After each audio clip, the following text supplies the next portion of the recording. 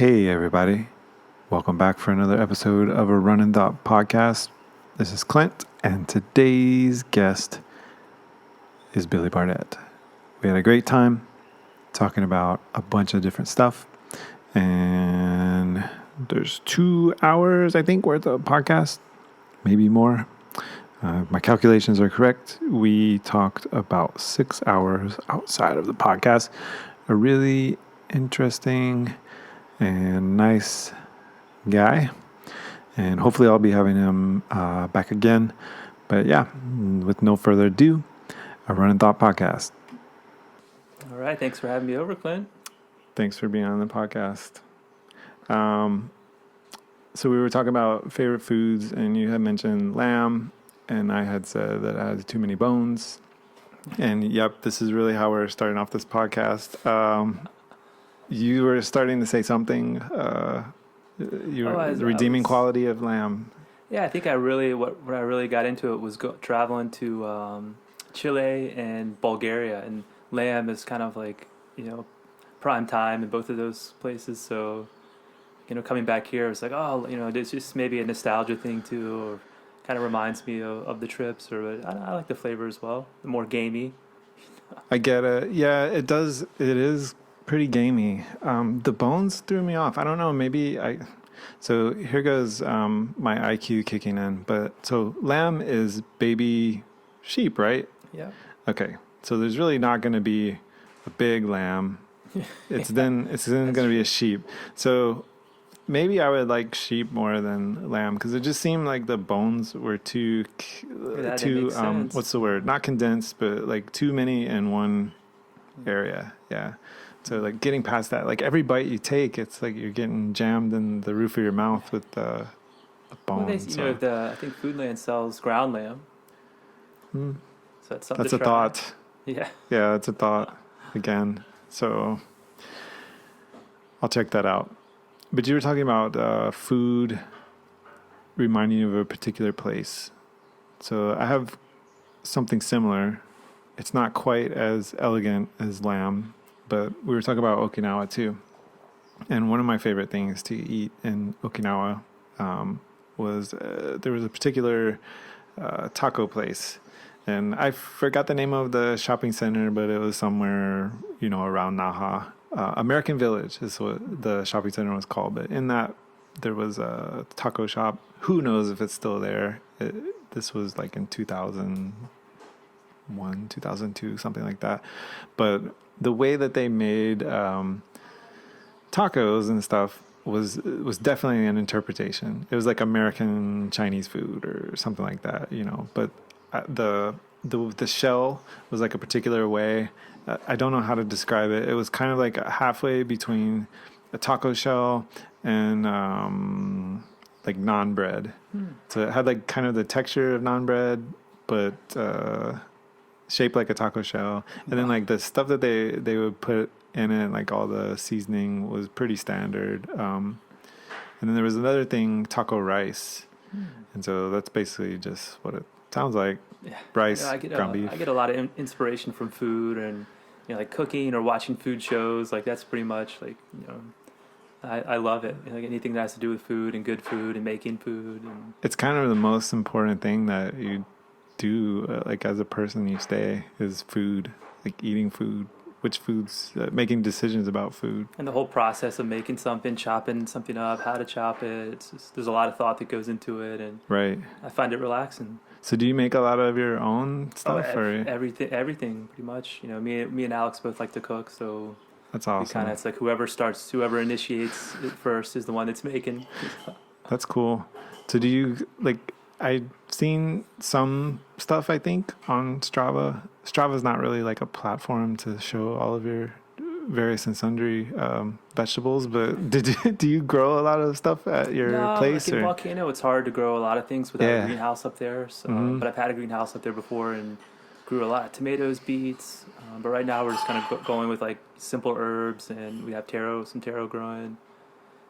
The taro that requires like kind of like a damp, like it likes standing water. There's like the wetland and kind of more dryland taro. So we have the dryland variety. It doesn't need to be in they call it low E, which is like where it grows in like Waipio Valley and the kind of the wet. Right. Yeah, you see a lot of it there. I think it's like a staple in In Polynesian culture. Well, yeah, definitely there. but I mean, like in Waipio Valley, like there's a lot of people that have it. Yeah, for sure. Like, what was I gonna say? I forgot. So, oh yeah, for people that might not know what taro is, is it a tuber? What's it considered? It's a root crop that it has like big leafy, almost like heart shaped green right leaves. on top. Yeah. And it's you have to it has kind of like I don't know, like almost fiberglass like calcium in it, so it has to be cooked really well, like boiled or steamed. Yeah, see that I did not know about taro. I knew it was definitely popular. And it's just interesting how it grows. When it's ready to be harvested, you can cut it off and then replant it, and so it just keeps kind of like perpetuating itself, which is really cool. Yeah, there's a lot of plants that are like that. The stuff that you get with pho, like at the pho places, like I don't know what it is, but the leaves, that you break up. Like the green onion or something like that. I don't know if it's green onion. It's kind of like a leafy thing. Is it not cilantro? Parsley. Maybe parsley. I don't know. But that stuff, like you can, if you choose not to rip it up, you can just put it in water, and then it'll grow roots, and then you can plant it, and then it just gets crazy. It gets pretty like big, and then it starts growing like bark. It goes like way beyond the the stuff you get in the bag with your pho. So, but yeah, do you like pho? I do. Yeah, especially after when it's after a big run up on Mauna Kea or something, coming down into Hilo, and that hits the spot. Do you make your own, or do you get it from somewhere? I've never made my own. It'd be something to try. I saw some place that was selling the noodles. I can't remember where it was. It's definitely somewhere in Hilo because I haven't been anywhere in a long time. But yeah, I'm trying to remember where it was. I think it'd be cool to make your own. My favorite place is Little Saigon, like over across from Ice Pond. Oh yeah. Yeah, because I've been hitting up the Bayfront for running, which is not great. I think it's easy. It's mentally easy. It's so easy. Yeah, it's so easy. You got the ocean views, so it's like I'll go there if I'm after school and I'm not as motivated. I'm just gonna go because I know if I drive home, I'm not gonna be as motivated after work. Even Beach Road is tougher than Bayfront to me. At least there's some hills on Beach Road, but still, like I definitely notice a difference if I go to Volcano after having run nothing but Beach Road or Bayfront. When I go anywhere in Volcano, even if it's just at 2,000 feet, it's like, oh yeah, this is way different. So have you been running up in Volcano a bit lately? Not a bit. We went this morning, and I think that's the first time that I've been in a couple of weeks. I love it. I love the parks. I think it's probably one of my favorite places in the world. It's just the diversity of it, from the rainforest to the lava fields to the coast. I think it's just stunning. And talking about feeling like that food gives you, I think places have that same quality where you go to a place and it just has this kind of feeling that transports you. It's almost like past, present, and future all in one. That's kind of how Volcano was. It literally is the past, present, and future. Because I mean, if you think about it, it's rock. Rock's been here forever. Now it's going from old rock to being new rock, like right under your feet. Like right there. That's what's so interesting to me is because you can see all this stuff. It's like, holy crap, like that huge pile of cinder traveled 6 miles from the crater to get there. Like I'm glad I wasn't here when that happened. Yeah. But, oh, by the way, you're here right now and it could happen again. So enjoy the fun while it lasts. I remember the first time I walked through like Volcano Village and it was like misty and foggy. And it was just like I never, it was my first time on the island, so I didn't know that it could be as diverse. We all think, white beaches and sand, and then you're up there. So different. And it's, another world. And it was like I knew that it was the place for me from that moment. Yeah. So my teenage years, I grew up in Georgia, so I'm used to pine trees, mountains, nothing crazy, but like 2 or 3 thousand foot elevation, something like that. And just running through kind of a forest. And so I never dreamed, like if you told me you're going to run through a jungle, I could believe that. But, you're going to run through a fern in Nohea forest. Like, I don't even know what that is. Like, describe it to me. Like but it's perfect there because no, it's not like full of, redwoods or pine trees, but it definitely gives you that same feel. And I don't know, there's something kind of comforting about it. Like today we were there and I was with my son, so I had three brains like going at once. Like, so I'm trying to watch him, make sure, he's not gonna fall and hurt himself, make sure that he's still running, because he kind of like looks back every now and then just to see if I'm, if he can stop for a minute. So I'm trying to like push him, but not push him, so I'm like 25 yards back and just kind of like letting him do his thing, and that way if he's trying to garner sympathy, there's nobody close enough, right? Because I think that's important. Like the closer I am, the tendency is more to be a little more reserved. Or have you ever? You probably don't have this problem, first of all, but have you ever? I'll just say it just in case. Have you ever been like in a race or something and somebody's like right behind you? It's kind of irritating. Yeah. Like when somebody's right behind you, like whether or not they're trying to pass you, it's just like, I'm trying to do my thing, man. Like figure it out, like go back or go ahead, so there's that aspect too. But anyway, back to my original point. I'm trying to watch him, making sure that he's okay and that he's doing what he needs to do to get stronger or, push through whatever mentally. But then also like I'm looking up at the sun through the ferns, and the trees up there, and it's something so simple, but it's kind of, I wouldn't say primitive, but it kind of like harkens back to I guess more of like an innate feeling of like, oh, I'm being protected from the sun by all these ferns, and that you kind of get that feeling there. Like, exactly, yeah. And I kind of like experience it at every time of the day. Like it's like because it's so completely different. If you run in the morning, you get the light coming through the trees in a certain way. Then in the afternoon, the sun is, it's a completely different experience. And then at night under the moon, it's another different experience. So totally, it's cool to get to know a place in several kind of lights. I guess. Yeah, it's always so different. But even, just like you were saying before, Big Island itself is so different. It's hard to describe. Like if somebody asks you, what is Big Island like? Well, I can tell you what Hilo is like, and then I'll move on to tell you, what Hamakua is like. And then I'll move on to tell you what Kona's like. And then we can talk about Mauna Kea. And then we can talk about in between Mauna Kea and Mauna Loa. That's why I love it so much, because it's kind of, I love taking road trips, and that people ask, oh, do you kind of feel like you're stuck and living on the Big Island? I've never felt like that. When we moved here, again, this is I thought I knew so much, but I don't know anything. I had the same kind of mindset. It's like, man, there's not going to be any like long trails.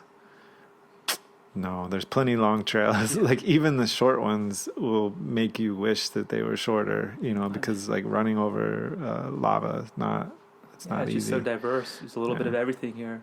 Yeah, and plus it's a lot of places are so isolated. The stakes are a little bit higher. You don't really realize it too much like while you're out running, but if you look around, there's usually not anybody like for miles. Especially out in the coastal Kau area. Oh yeah. You can go forever out there. Yeah, he's just gonna do that. That's for anybody listening. My dog is old and he is a long day. Making noises. Yeah, but talking about running, that one he used to love to get out and run away. So we've moved around a few times with him from Atlanta, Chicago, here, and a couple funny stories. And now we're going to talk about funny stories about my dog. Sorry. But so first of all, when we were moving to Chicago from Atlanta, we were busy with moving. It was kind of like a whirlwind thing. We're trying to get everything packed up and then get on the road because we were driving I was already working in Chicago, came back to our house in Atlanta. Did you grow up in the Atlanta area? No. My youth was misspent in like a lot of different places. So between Georgia, North Chicago, which is not the nice part of Chicago. It's actually a town called North Chicago. It's near Waukegan and Zion. It's a not a nice place to be, but there and actually in Virginia, so Portsmouth and wherever the Naval Air Station is, Norfolk, Oceana, Virginia Beach. Yeah. So around those areas, and just like back and forth all the time. So yeah. I forgot the original point. Oh yeah. So I got a job. This was after the recession. I guess it was a full recession in 2008. So I had just graduated from college. So I went to the Navy first, and then I did college. And so I graduated in 2007, so right around the same time. Yeah, and so the economy was like, and you couldn't really find a lot of jobs. And so I just took the first one that piqued my interest. And there was a job with a Japanese airline in Chicago. And it was one that I really, really liked and wanted to be a part of. But I got the opportunity to move up there. So I did right away and worked for, I think, like 6 months. And then we decided, well, we're going to move there. And so point being, flew back. We packed up the truck. We're busy. Like, we're trying to get out of there. We've got to get everything going because I've got to actually be back at work the following Monday or whatever. So we're not paying attention to him or his dog brother, who has passed away since then. But we don't know where they are. We're getting ready to leave. We're like winding down. We get a call from a church like 2 miles away, and it's a deacon or somebody from this church. And he's like, "Hey, do you have a dog that looks, just like this dog?" We're like, "Yeah." He's like, "Well, your dog's in our pulpit, and we're trying to have service on a Sunday. Can you please come get him?" I'm like, "Yeah, just hold him for a minute, and we'll be right there." He's like, "I'm not gonna hold him. Like, you need to come get him right away." So we always joke about like he's the one that wants to go to church on Sunday.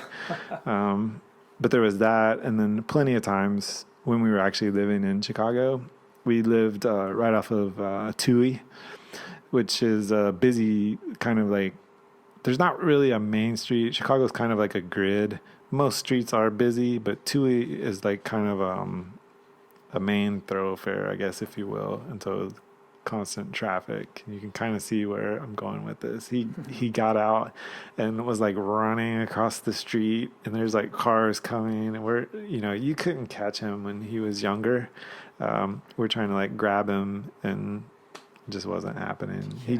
He would just have to come home when he was ready. But this is his life now. Just lounging around. Yeah. He has spurts of livelihood, but for the most part he's kind of like a shadow of his former self. He just he's a sweet guy, but he just sleeps a lot. So yeah, how much time did you spend in Virginia?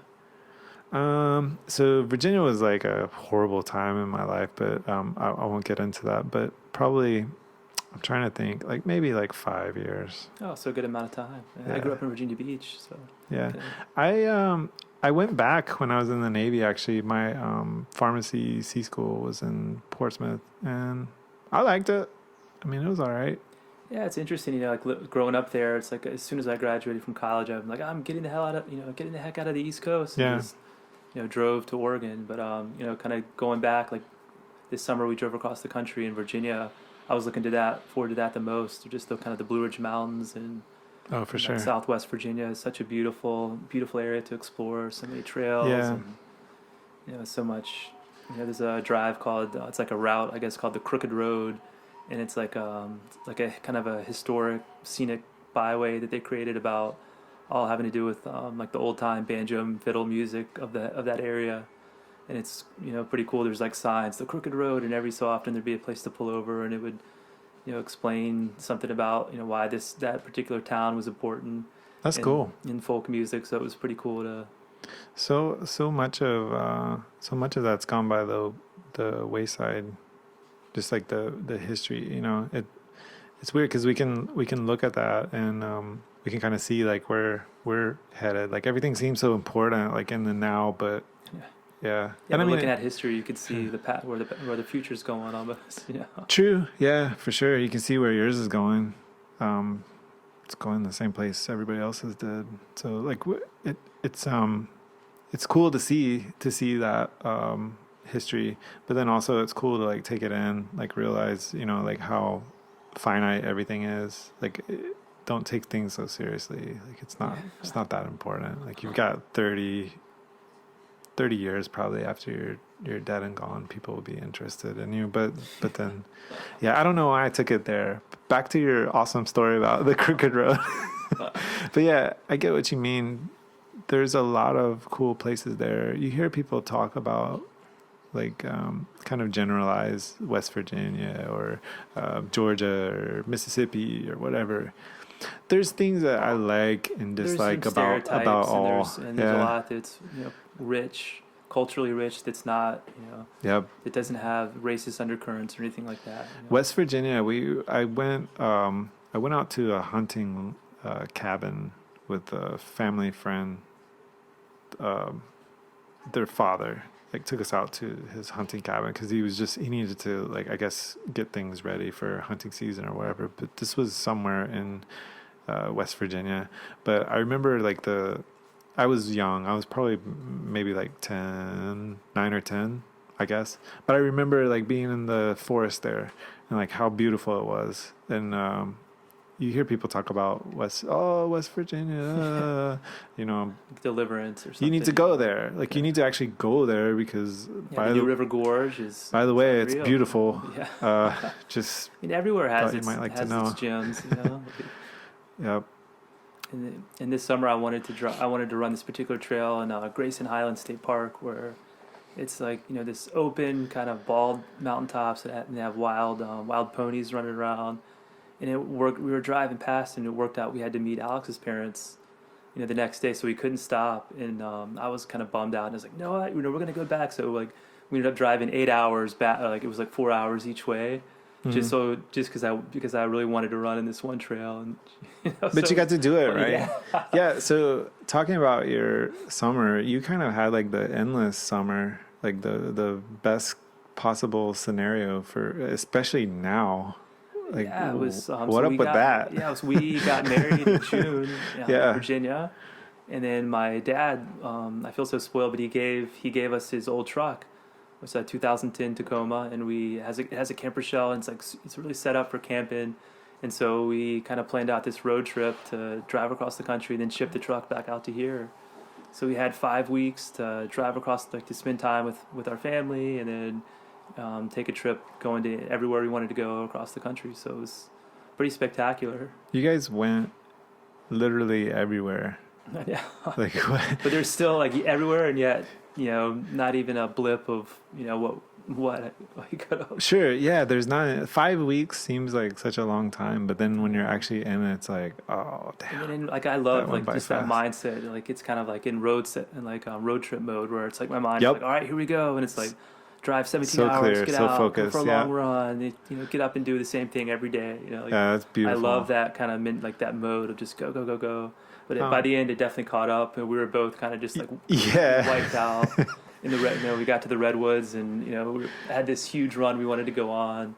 It's like it's kind of comparable to like eating a bunch of pizza. Yeah. Like pizza's so awesome, but then like you get to that point where you're like, I don't know. Like I like pizza, but I'm forcing this one in. It's kind of like the same thing. Like it's enjoyable, but you're trying to like squeeze in like so much. Yeah. Yeah, 5 weeks of sleeping in the back of the truck Yep. and going around like, all right, ready to get back and Yeah. work in the yard a little bit. Yeah. Sure. Yeah. Some downtime. That's cool. I thought of something, but then I quickly forgot.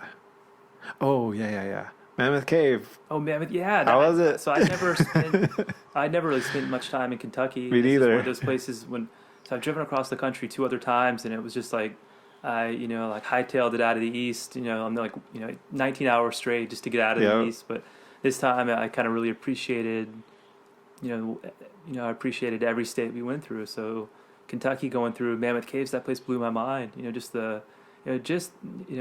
the cave itself, like that's spectacular, but just around it, there's all these like crystal clear springs and the like fern laden trails everywhere. So it was spectacular. That's and another. I never would have thought it.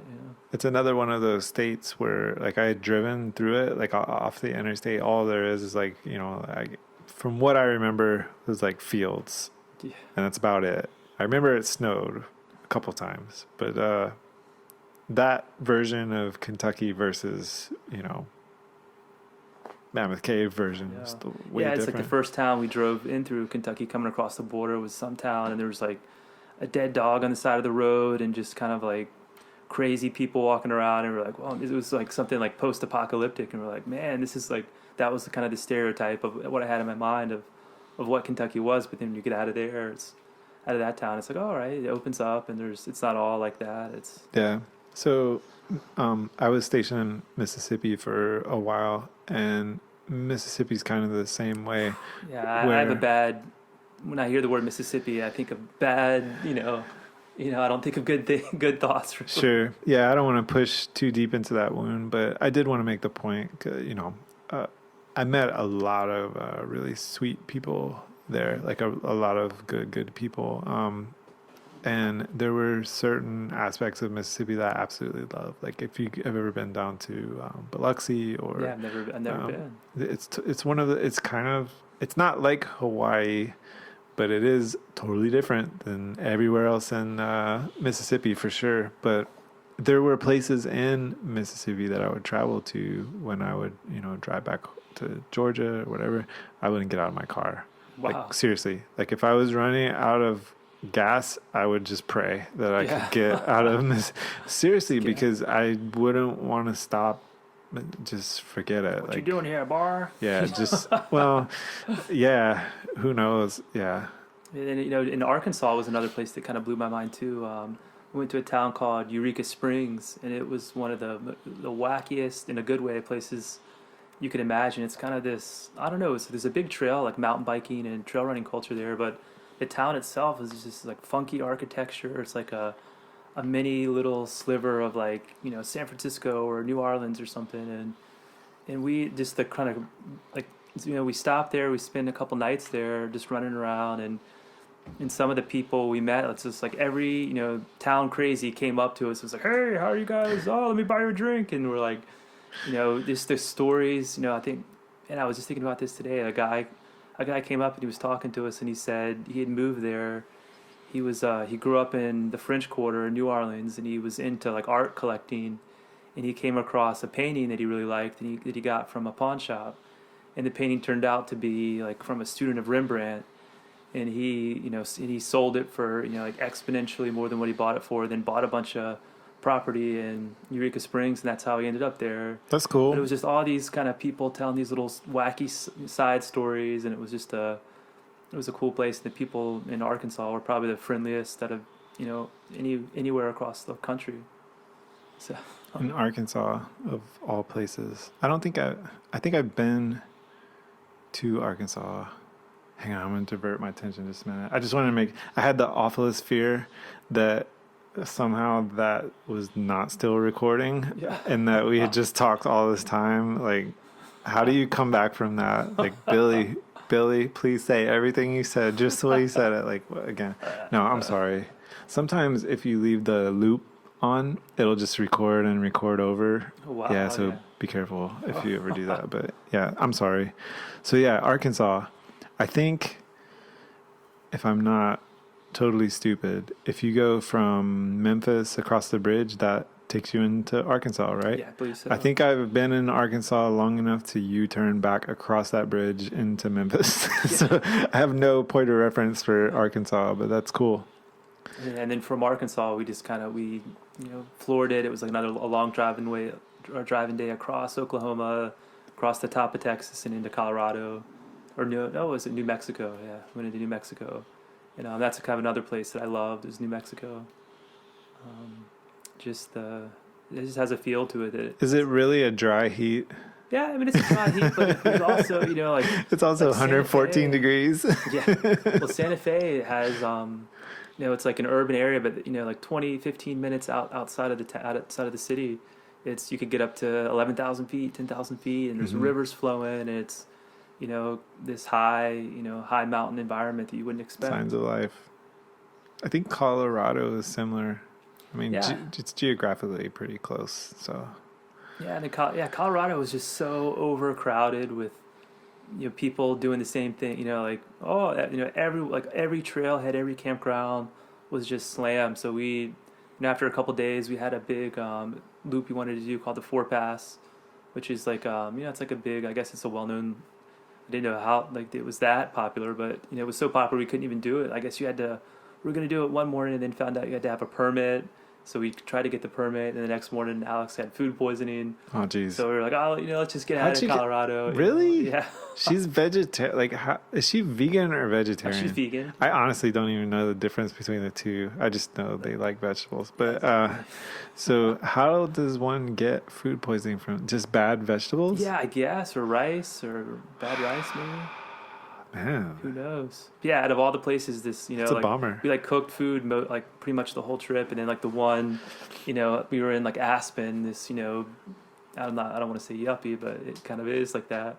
And this fancy bistro whatever restaurant. Oh, that's crazy. That's where she gets food poisoning. That's crazy. That's where she got food poisoning. We were cooking out on the stove every night, and that's where she gets food poisoning. And it's like there's a lesson to be learned. Yeah, there's a lesson to be learned here, children. So that's why, so Colorado just kind of, it was probably my least favorite stop of anywhere we were Interesting. And we went, we wanted to get just kind of into the more remote, like the Wind River Range and the Sawtooth Mountains, like that. That's what I love more, Did you traveled?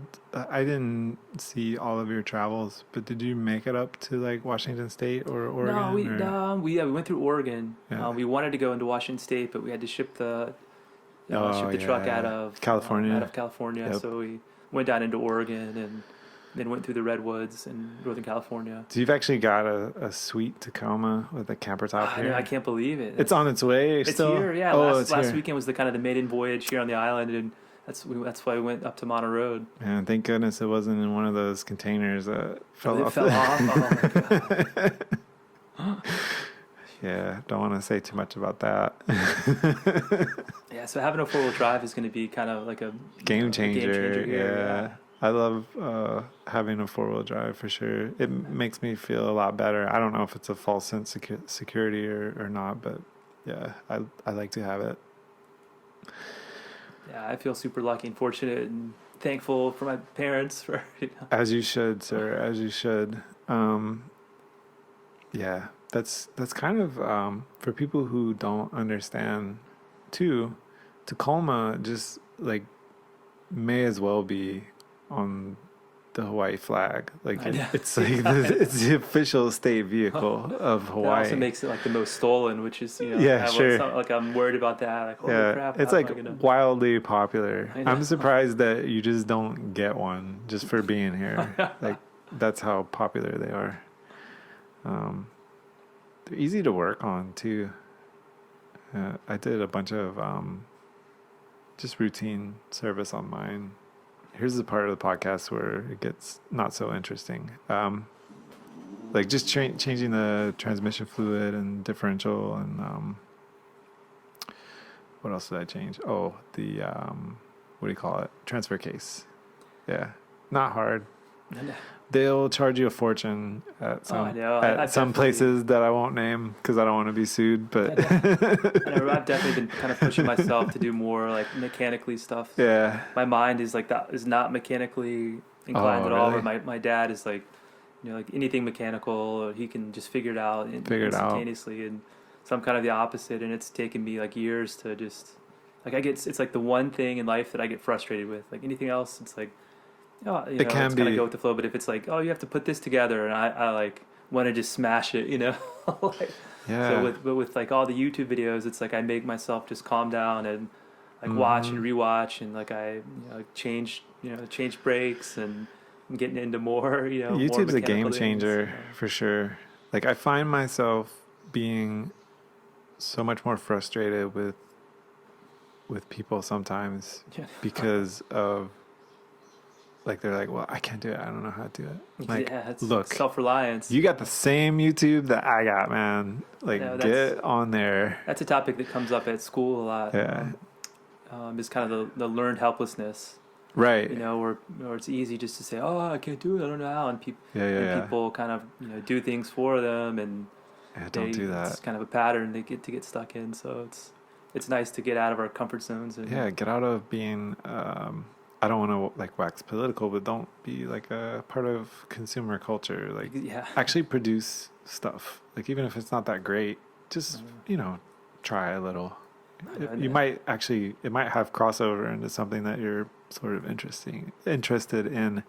So it's speaking of consumer culture, that's something that I kind of think about a lot too, and especially with relations to like running and and here me triathlon. too. It's like where it's a consumer culture, and it's it's refreshing to when people don't buy into that. Yeah, that's an excellent point. And so for anybody who is listening, of course you can't see either one of us right now, but Billy Badass over here showed up to my house with no shoes on. He's just a part of the earth. He's linked to it through his feet. So this is a man who practices what he preaches. But yeah, I get what you're saying, because when I started back in with running, and even previously, like my concept of what it means to be a runner was way less on what it actually means to do the physical act of running, and way more on Nike shorts, Nike shoes.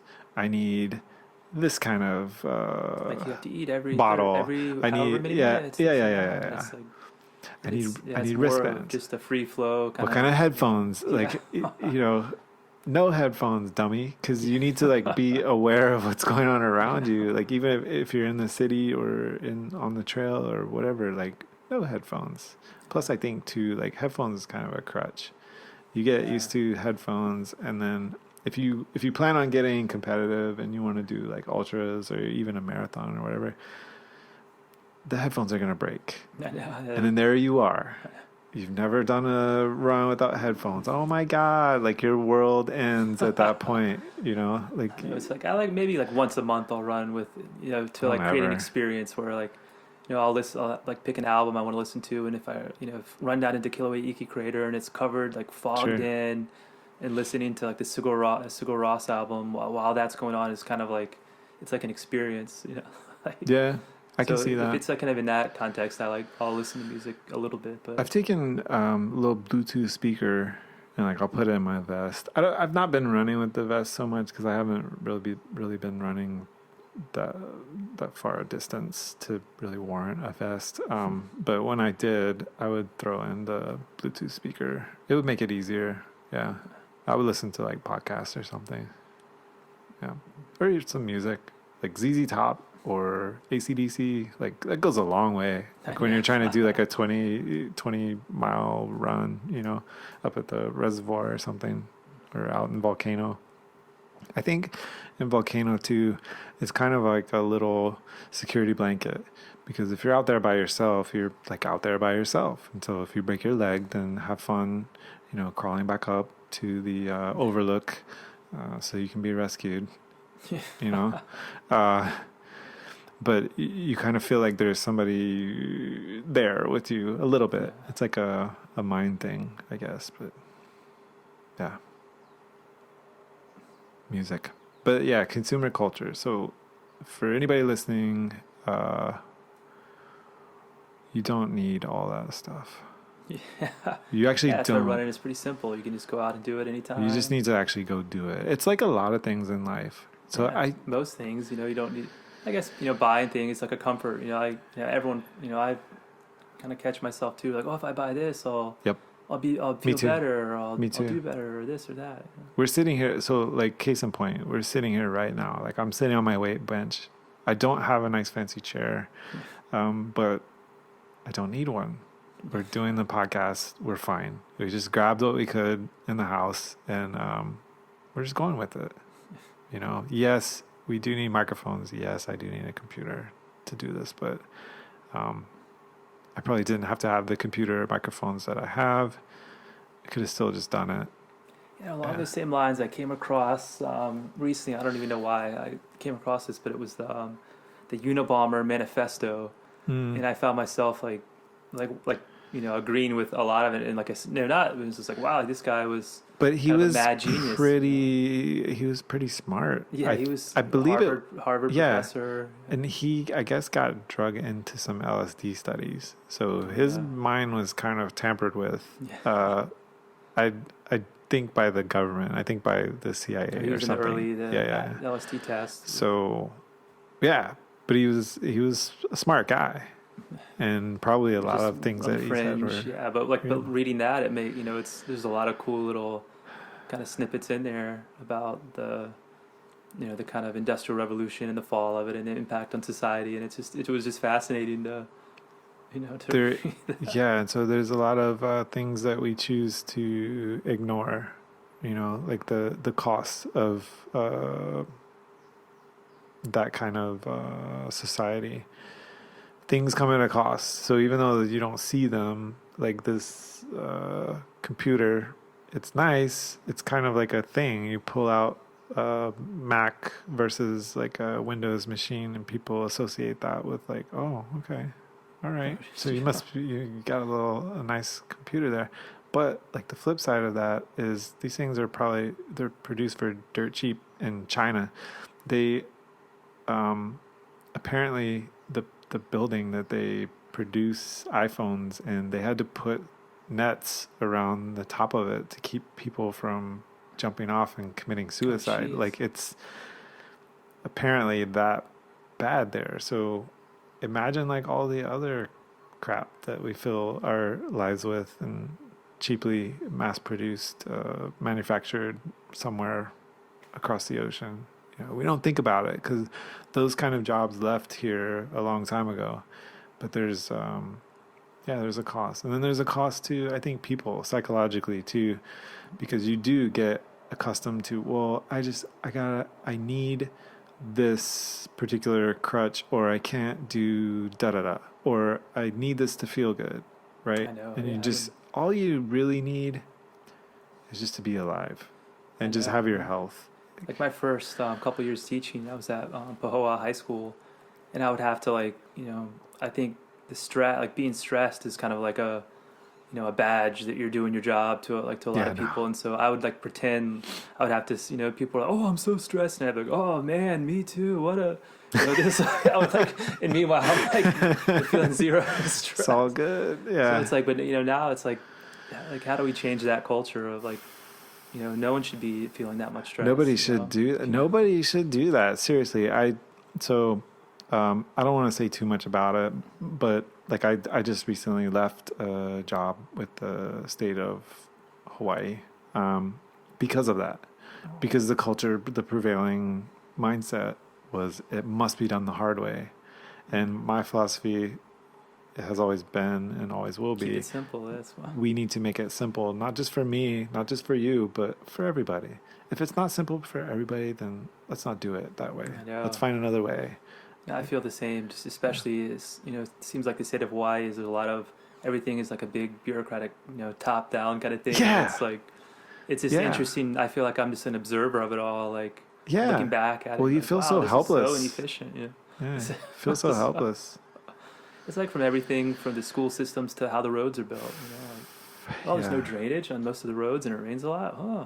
It's just Right. interesting how And things then, are. so to take it another level, like there's no, people don't even pay attention. They don't differentiate between the rain and the sunshine. So it's just like people are driving 60 miles an hour on a 40-mile-an-hour speed limit on the flooded road.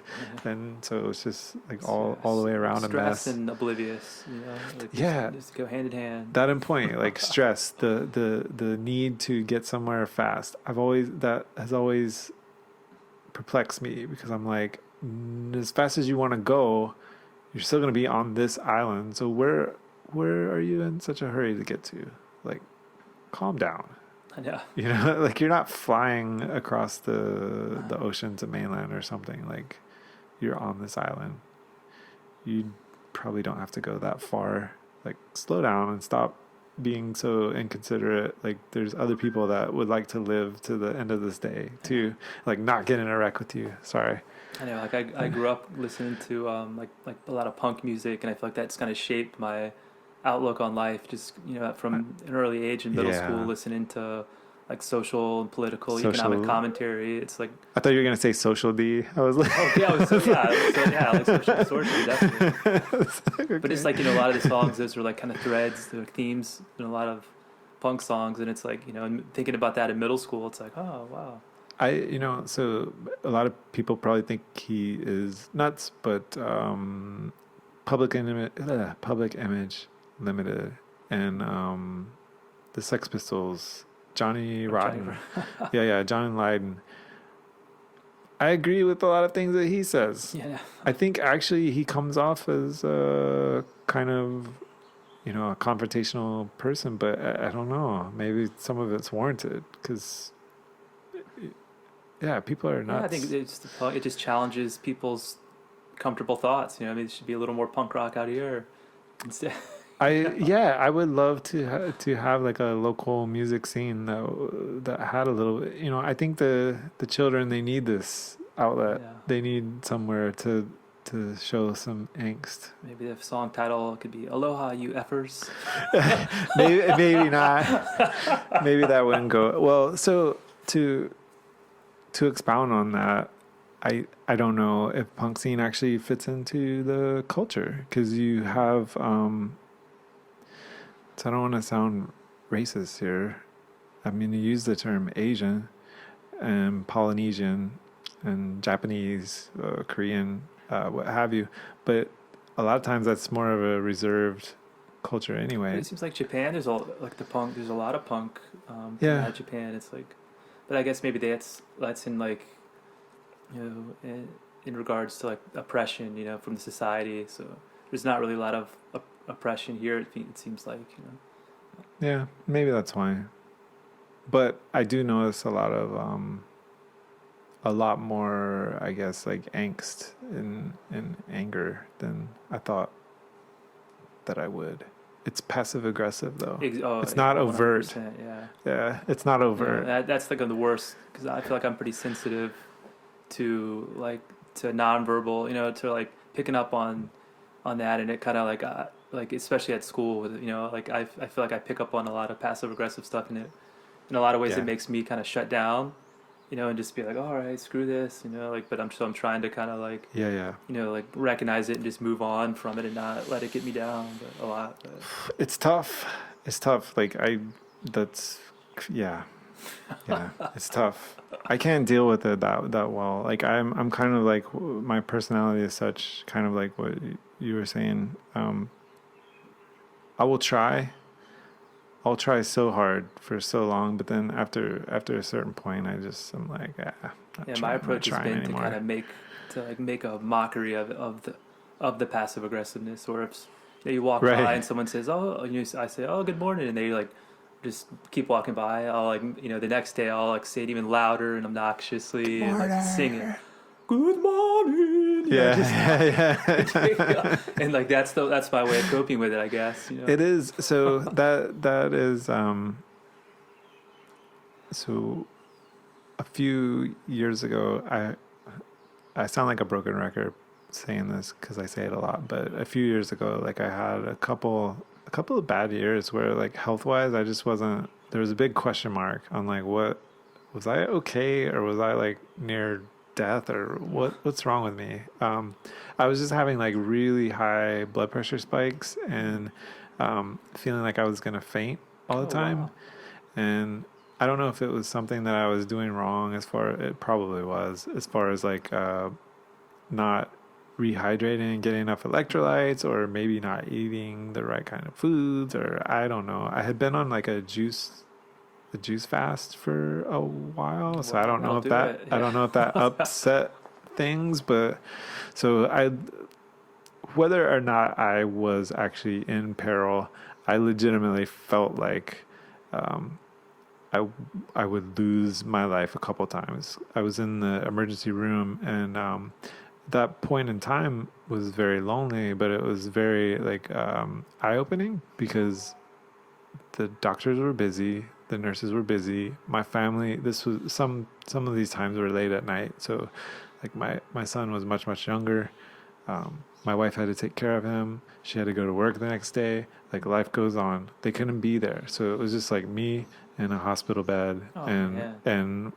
in the emergency room, and we'll see what happens. And so, I'm not bitter about that. That's just like that's what life is. It does in fact go on, and so even if you're thinking something's really wrong, even if something is really wrong, like you could literally die today and life would have to progress on. But so there's the aspect of like looking within, realizing like, oh yeah, I'm actually not that important. But then there's the other piece of like, if I ever get out of here, like I'm gonna have to remember that all of that other crap, it doesn't matter. Like I would give anything right now just to have like a little bit more time and then also not feel the way that I'm feeling now, you know? Did you ever get to the bottom of what was Never going on? did. Wow. Never did. I had a lot of doctors. I did a lot of tests. I spent a lot of money, but we never did. But I started, what did I do? So it's kind of drastic, but it's kind of crazy. Instead of drinking water, like I drink electrolyte mix like all the time. Like after I run and stuff, like I Wow. just push electrolytes, and then also I don't do the juice fasting anymore. That was a good thing, and I definitely I definitely think doing it was a good choice because I got down to a healthier weight, and that enabled me to start back running again. And so um, I like that part of it.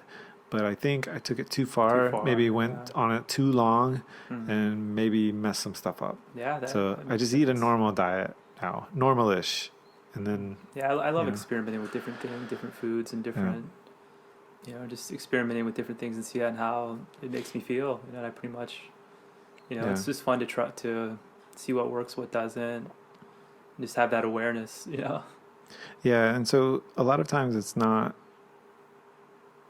that you're eating bad stuff. It's just that you're eating too much of it. So you don't have to eat all vegetables. Like It's like a you balance. can do that if that's what you want to do, but that's not like the key. Like if you're eating a lot of a diet that's got a lot of variety, but you're overweight, it may not be that you're eating necessarily the wrong things. You may just be eating too damn much. Yeah, Like maybe yeah. calm down a little bit. Everyone's different. Don't. Everybody's body's different and Yep. responds differently. Yep. And Yep. there's so many kind of like almost religious philosophies around diets. Like it's almost like people are like feverish about it. Like, you have to do this or that, and Yeah, I think it's no. I confusing to a think it lot of definitely people. is individual. And yeah, S- 100 Yeah, percent. especially with the now we're kind of in a place in the world where there's a lot more diversity, like in genetic makeup. So a single person, even if they're from Japan or even if they're from wherever, Mexico, the United States is probably a bad example. But if they're from somewhere that ethnically has been, kind of the same and like within very nationalistic for a long time. So now we're kind of at a point where that doesn't, it's more and more like people are from two different things, Yeah, or it's more three or melting pot. four or five, and so everybody is going to be different. So like if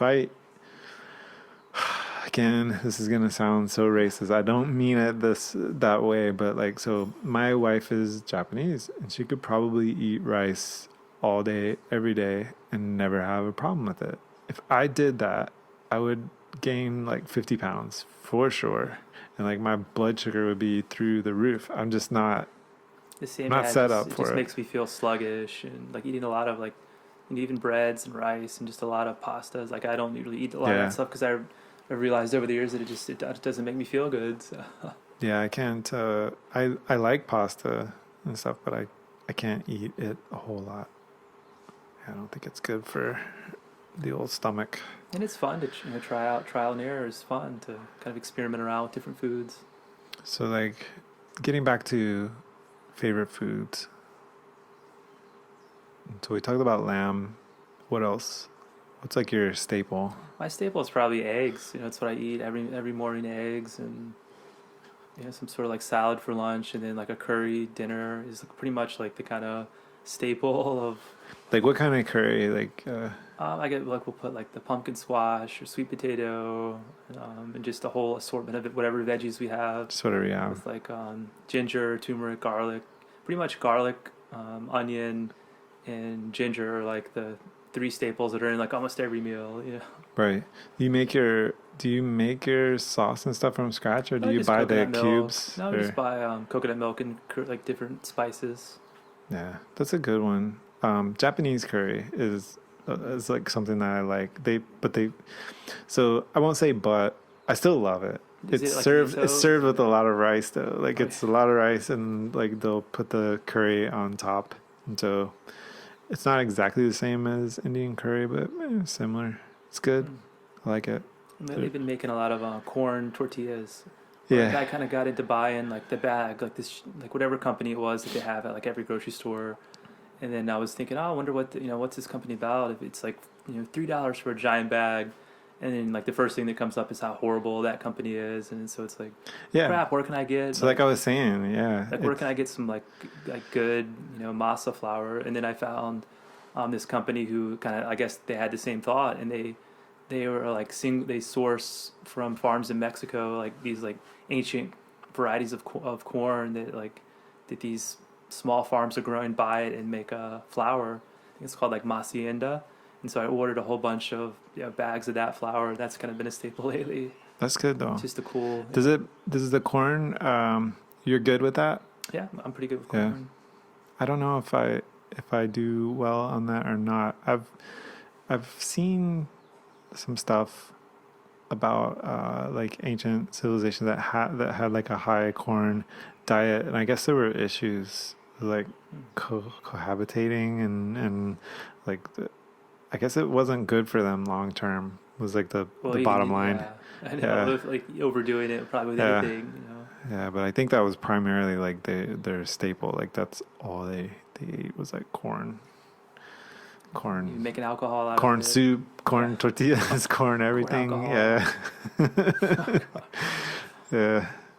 Did you see any stills when you were in the East during your travels? Oh, let's see. Probably driving through like Tennessee and Kentucky. Yeah. But with everything, Tennessee. a lot of that stuff is closed, so that was kind of one thing about the trip. It was more just kind of going into, rugged, wild, kind of places as opposed to like going to museums or stopping at, stills or something like that. It was, Yeah. We my grandfather, he had a cousin, like a second cousin or third cousin that lived in a place called LJ. And it's up in the mountains. It's in the middle of nowhere, Georgia. And we would go to visit his cousin that lived up there. I believe that one's name was Kermit. I think his name was Kermit. Kermit? And, That's a badass name. he lived in a house trailer like not a big house trailer, like a pull behind camper kind of thing, in the middle of nowhere, on this gravel road. And like I just remember like he had some really sketchy looking electrical wiring and like a washing machine outside. And but anyway, point being, like I remember visiting him one time. My grandpa would like kind of goat me. He would come by in the summer, like, hey, we're gonna visit my cousin Kermit, aka you're gonna drive me to visit my cousin Kermit. So like we went up there one time. I remember there's like the sweetest smell, like so pungent. It was like an apple smell. LJ is that's kind of like what they're known for, apple orchards. But it was like the sweetest apple smell, just pungent, like just right in your face. And my grandpa was like, "Oh yeah, somebody's got a still up here. Somebody's making alcohol or whatever." So we never like went and searched for it. But my understanding is that my grandfather had run into like stills previously. Yeah. Like I think he was raised around that area and had like some confrontations with the still owners, because they're not exactly happy like when you come roll upon up them. on Yeah. Especially like that was probably big during the Prohibition time and that whole kind of region. Yep. Yeah, what an interesting life. Talk about history, like, and talk about simple, like his way of life back then was probably way simpler. But then he was alive long enough. I believe he died in the early 2000s. So like through his career, he was very mechanically minded too. He did, I think he helped fix a lot of carpet machinery, like in the carpet mills. So like in his house, he had like books, and you would open them up and it would be like a blowout diagram of this really intricate gear system. That's how my family, my dad's family's like that too. Yeah. And it's just like, oh yeah, I don't think on that level. Like one of my dad's uncles had a patent for like vulcanizing rubber, and that, like all the diagrams and things like that are around. He has all these old tools that are for specific, machinery that you only use this tool for this certain machinery. It's like that I would look at it and like I don't even know what the heck you would even use that tool for. Old man's tool shop is like that's like the best thing you can possibly see. Like as a kid or even as a adult, like an old man's tool shop, because they don't care. It's just whatever tools. It doesn't have to be like the nicest, but they've just got like so much. Yeah, my dad inherited like all of his dad's tools. The so workshop. He's got a ton of stuff. Yeah, the workshop.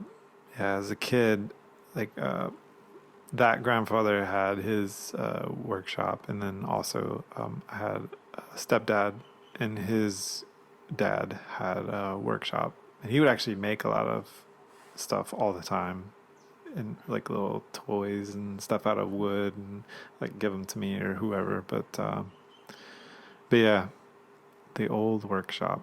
Yeah, it was cool. Like my dad has like pretty much like any like woodworking tool or any like he has a welding machine and like this and that. Yeah. It's like everything you could think of. Like, oh, this is broke. Oh, I know how to fix it. I'll get my welding machine out and just on a Tuesday evening just bust out something that you would think would be complicated. Yeah, do some arc welding. Yeah. I worked for a guy. He's deceased now, but his name was, we called him Junior. Ionis was his actual name, but it was a auto body shop, and so it had all the trappings of auto body shop, but it was his shop, and he was a super creative guy. But yeah, just watching him work with all the welding and frame pulling. It's a craft, it's a skill, that's... They don't even hardly, my understanding is that kind of thing, they don't really do that much anymore. They kind of just like replace, vehicles have become so disposable because of like the crush panels and stuff like that. Yeah, I think out here, or pretty much anywhere across the country, more like vocational high schools would be so great for kids and just for the future of like more electricians, more plumbing, more welding, things that we need for sure. Yeah, there's there was a push to have like so-called white collar jobs, and that being There's only so many of those jobs we need. the perception being that was like the end game, that was like the goal. But I think, what about everything that I mean, let your toilet not work I know. for like a week. That plumber will become very important to you, like all of a sudden, I know. It's like, yeah, I'm proficient with Microsoft Word, but I can't fix something, like in a car. It's like, man, is that, is that progress or, Yeah, exactly. Like talking about keeping it simple, right? Yeah. So now it's kind of bad, kind of good, I guess. It's nice to need other people, and for other people to feel needed and to get that money too, for their skills. But like our existence has kind of exceeded our capacity to hold it all together, because now there's so many things we have to worry about. Like the more crap you put in your life, the more crap you have to worry about. Like, what if my computer breaks, and my microphone breaks, and my watch breaks, and my truck breaks? Yeah. Well, then I've got like a huge problem that if I just didn't have any of those things, I wouldn't even be thinking about. I know. But that conceivably could happen. Like the GPS, like I guess I was kind of pretty late to get a GPS running watch, but like that was like pretty much just like philosophically against even keeping track of time or anything like that. Yeah. But then you see, like, think I was so far to one extreme, but now it's like having a watch for several years. It's like, oh, this is pretty nice to kind of know, have an idea. So I've told this story before, and I'll just go ahead and tell it again because I've never told it to you. But I've actually used, not this one, but I think it was like a 920, or maybe it was even a 910, because I got freaking lost up on Mauna Loa, like the back. I guess I call it the backside. But if you go up Mauna Road, the Mauna Loa Road, and then you park like 6 miles in, and then they've got the Silver Sword area, and then they've got the other way, which starts. It's hard to navigate that trail. It's kind of. Yeah. So a couple of dumb things that I did. Number one, didn't consider the weather, like you said before, is extremely variable. Also didn't consider that where I was going was well above the weather. So even though it might be nice there, it probably isn't going to be nice all the way down. Also didn't consider that it's going to get dark really soon. It'd be even harder to. So I went up not that far, like maybe to the 10,000 mark. Cabin, yeah, not even several hours away from. Not even this. It was above the. Is it 9,300 or 9,800? Whatever, like one of the first signs you see. It was a little bit past that, so I wasn't like majorly up. That's still up there. A good amount, a good ways away. But I started coming back down. I'm looking at the clouds. They're coming in pretty fast, and I can't see the, way below. The sun is going down like over Kona side, and it's of course going to start raining, and there's the fog from the clouds. I had passed over one livestock fence on the way up, but on the way down, if I went over one, I went over probably 5 times. And so, like, if you've ever, because I couldn't find the door. You know how there's a door? There's a gate on the road. And you can go. I said door, but yeah, there's a gate that on the trail. But once it gets dark, because you know how the rain will wash the dirt around, everything looks like the trail. The trail is indiscernible from all of the water going around. And then the cairn looks like every other rock pile. Yeah, through a headlamp, you've got like a beam of visibility, and then like just darkness setting in. So like I'm climbing over these goat fences or whatever, and that's extremely dangerous because they're high tension. And I'm just like, I'm trying to climb over where there's a post at least, but what if that would have snapped? And then it's like right there in your femoral. Like these are the things I think about, but I'll get to the point because this story is getting too long. if I wouldn't have had my watch and been able to do track back to start, yeah, the track back there. dude, I would have probably slept up there. Best case. Yes, that's a good. Yeah. I didn't even realize that they had the track back until recently.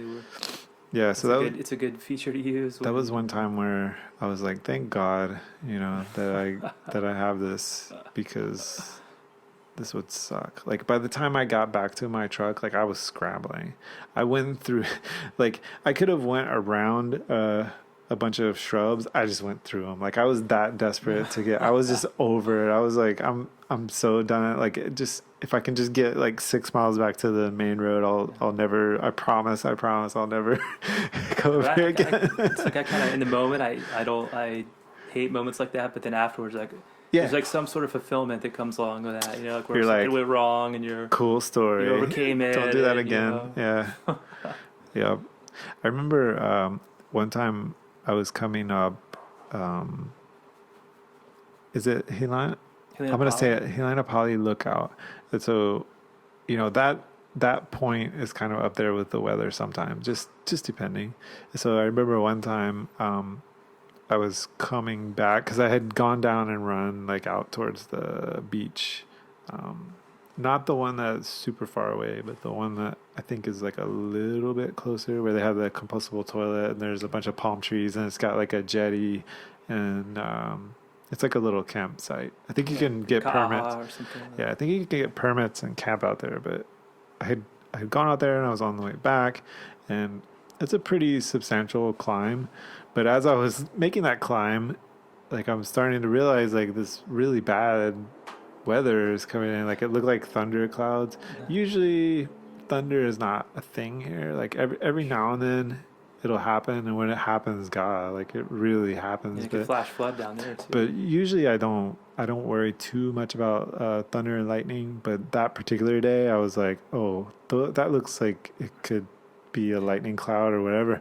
But it's moving like right up on top of that cliff. So like I'm looking up and I'm having to go up, and my truck's over there. There's unless I'm going to go out towards petroglyphs and then like all the way back up, which I'm not going to do. Like, I've got no choice but to like keep climbing this big ass hill up into these thunder clouds. So yeah. I loved kind of being in the raw, like, I guess like the mountains and the ocean have that same characteristic where it's like you're just in the raw elements and it's very raw. Like I love the feeling of being out, in kind of in bad weather, good weather, I can do it. Like, so bad weather, I don't like lightning. Like, lightning is because I've been out in lightning before, and that was not fun. Like, I don't want to repeat that ever. Yeah, don't want to repeat that ever. When I was a lifeguard in Virginia Beach, I would love the days when the beach was closed, because it was like rough, like strong currents, beach closed. I would just take fins on and just go get kind of pummeled around and swim around, and there's something relaxing about that. And it's like the same in mountains, if it's pouring rain or like one time, me and my friend J.E., he lives in Washington now, and he's actually just wrote a book which it'll be called Return to Poe, which will be cool to read. But so anyways, we were up on Mauna Kea, and it was like it was a blizzard, and it was actually like a full-on like snowstorm, like 2 feet visibility, and it was just spectacular to be up, going to the summit and up in a driving winds and sleet. It was just, there's something about it that just, you feel alive, Yeah, it's that kind of primitive thing where you kind of you're not distracted by.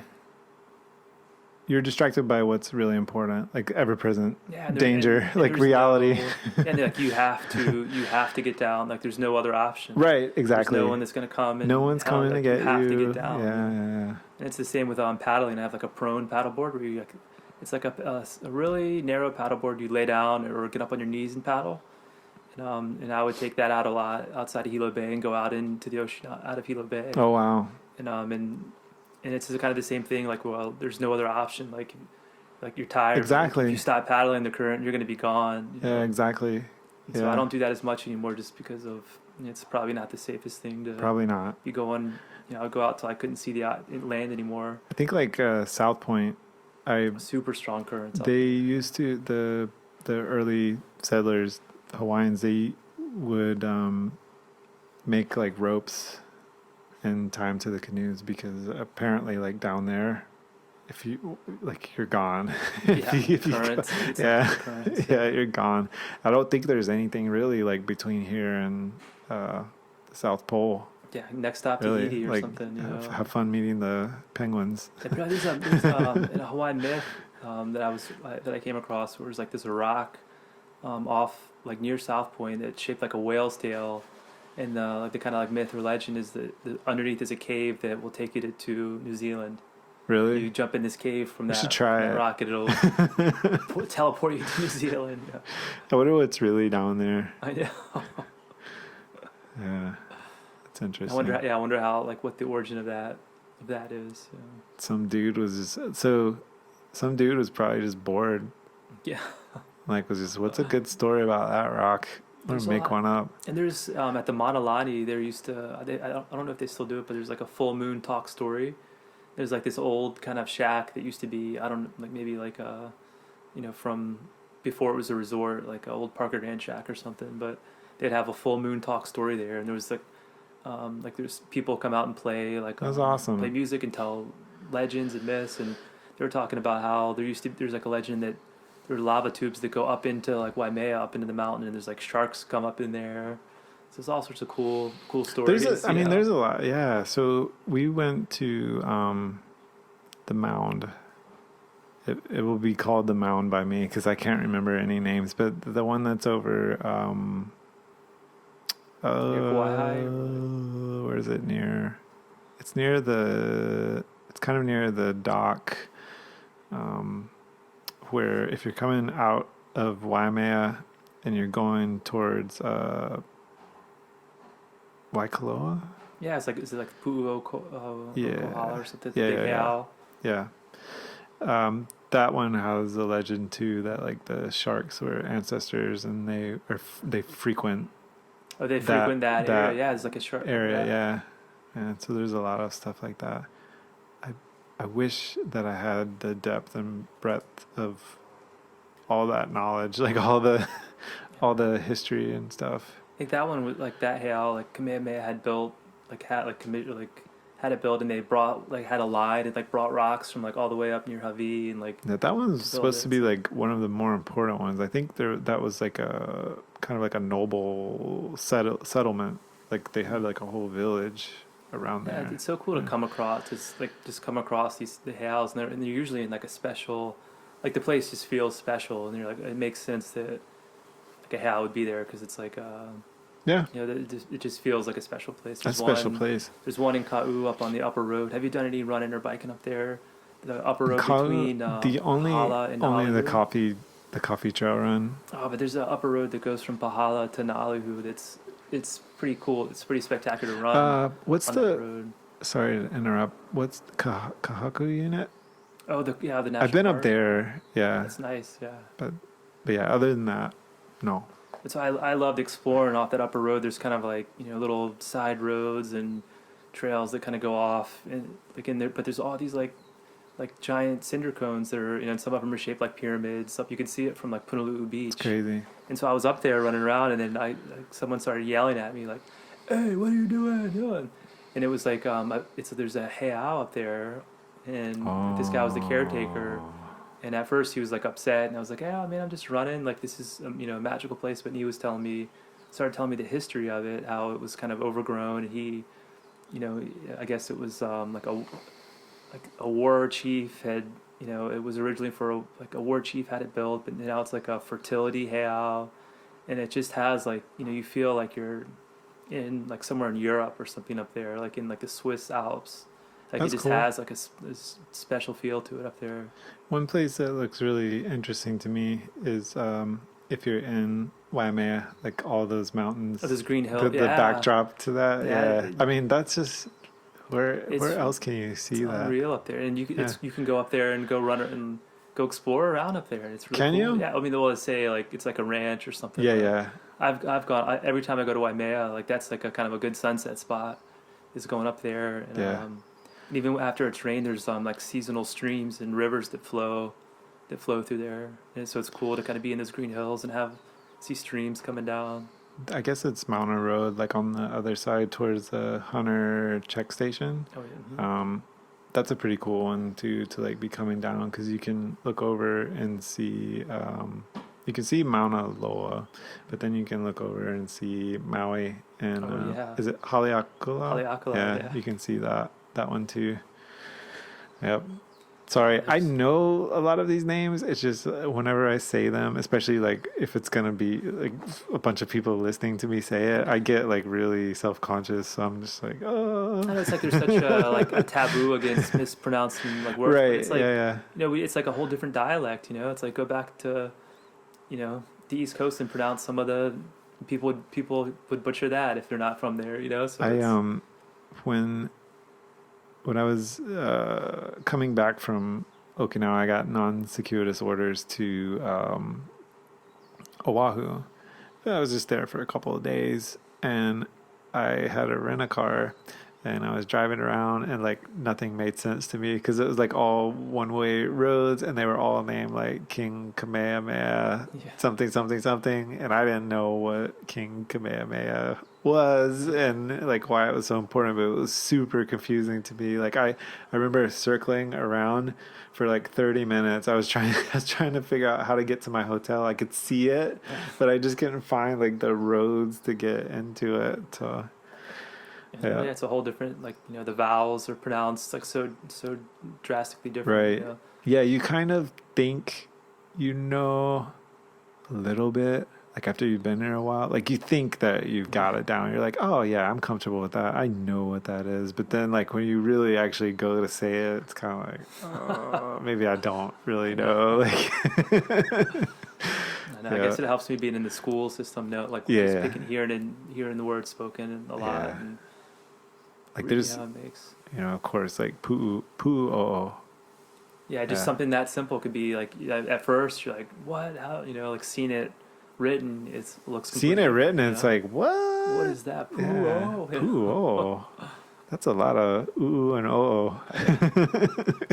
Yeah, so it's like I guess there's like the same once you figure out the rules of it, you know, if like the double, you know, it creates like the pu u like ooh pu you know, instead of, you know, so it's like anything else, just there's rules to the language. Yep. You figure out the meanings of some things, and then that makes it make sense a lot more as it should. Like the UAI is like water, so it's, right. Yep. So certain things like that, it's cool to learn. Yep. Yeah. I don't know how long we've been doing this. Like at least a couple hours. I don't know, man. I think there's more there. You're gonna come back. You're gonna do another one. Yeah, sure. That'd be great. Let's do some more. Bring your banjo next time. I've been that was one good thing about the quarantine is like I'd kind of been dabbling in it for several years, but just never taken the time to just commit to getting past the basic. And so now with, you know, I'm spending, you know, the past 6 months, I was spending like 2+ hours a day, just kind of like diving into it, you know, taking the deep dive into it. Yeah, it's awesome to get on an instrument and just like plug away. I think I was stuck at a certain point. Sorry. And then with like the advent of like YouTube, like I guess I hadn't really tried to relearn since, like there's been all these videos out now, so now it just makes it so much easier to like, because people explain like, they're like, oh, you'll be stuck at this point and this is how you break through, and I'm like, oh my god, it makes so much sense now. You know? When I was a kid trying to learn guitar, I kind of, a lot of people say this, but I taught myself basically because all we really had back then was like Guitar Magazine or some Tab, and like I could kind of get Tab, but as a teenager, like I didn't have time for that, you know, like I'm not learning all that. So I learned like a couple licks off of you know, some Tab in the back of Guitar World magazine, but most of the other stuff I just like kind of figured out, like where to put your fingers. And so it's like rhythm and scale were kind of what was, because they're kind of more abstract kind of concepts, and that's where I was like, oh, what do I do besides the basic bong chicka bong chicka bong? And it's, Right. Yeah. like I was like, what do I even do next? I don't understand. And then so it's after really kind of You know who, having to explain like what rhythm and scale is, it makes so much more sense. what would be great is to have a YouTube video where Steve Martin teaches you banjo. Oh, yeah. Yeah. That would be awesome. I I've know seen some videos of him playing. he does a class for like comedy. I forget what the platform was, but he does like a actual, like you pay to take a course in comedy and like he teaches it. And then there's like other famous people that do similar kind of things. But yeah. All right, man. Let's stop this for now because I don't want to take your whole day up or mine, for that matter. And I think we've got like food to eat and drinks to drink, and yeah, we'll save some for next time. I definitely want to hear the story of the knife attack Oh God. in YPO. Yeah, that's you can talk to Alex about that. Yeah. Yeah. I want to hear that from her because I feel like she'll tell it way better. Yeah, I wasn't there. I'd Yeah. already finished running, so Yeah, that's a bummer. Okay, well, let's wrap this up for now. Thanks, Billy. all right. Thank you. And then more interesting stories to come later. All right. All right. Shut this off. Make sure I'm sure Alex. Oh.